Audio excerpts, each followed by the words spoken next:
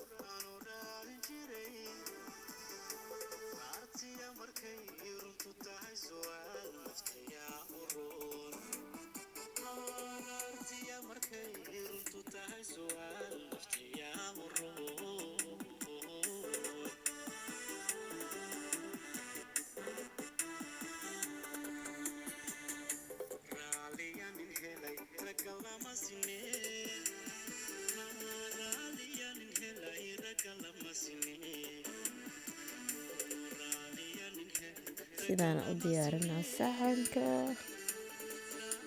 markaan dad caadi ka gadayno. saxankaas intaas ku jiraan waa 100 koran. markaan aroosyada u diyaarinaynana waa si kala ula macaamilaynaa iyo xafladaha gaarka.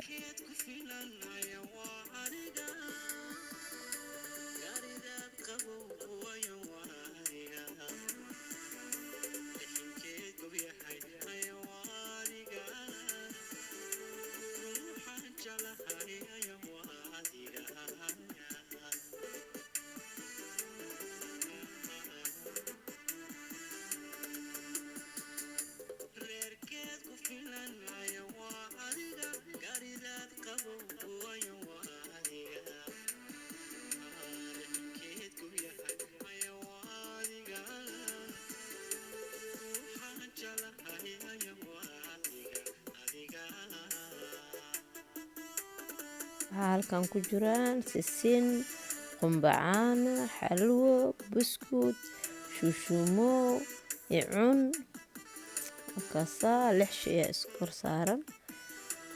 markaasaa kusoo yaaca akhyaarta sharafta mudan.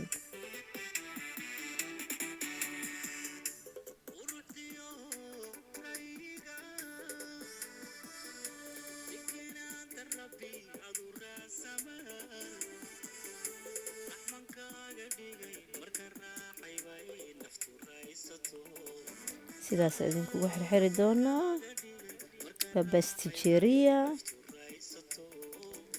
qofkii qaadanaya xaafadiisa ama xaflad ka jirto ama aroosyada, casuumadaha, dhalashooyinka, sanad guurada madguurka.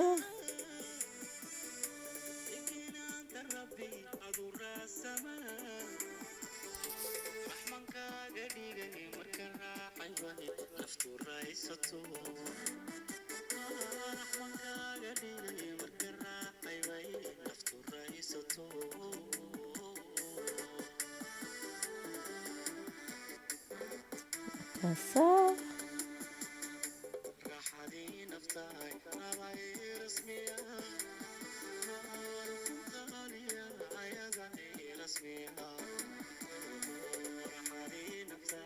هذا رسمي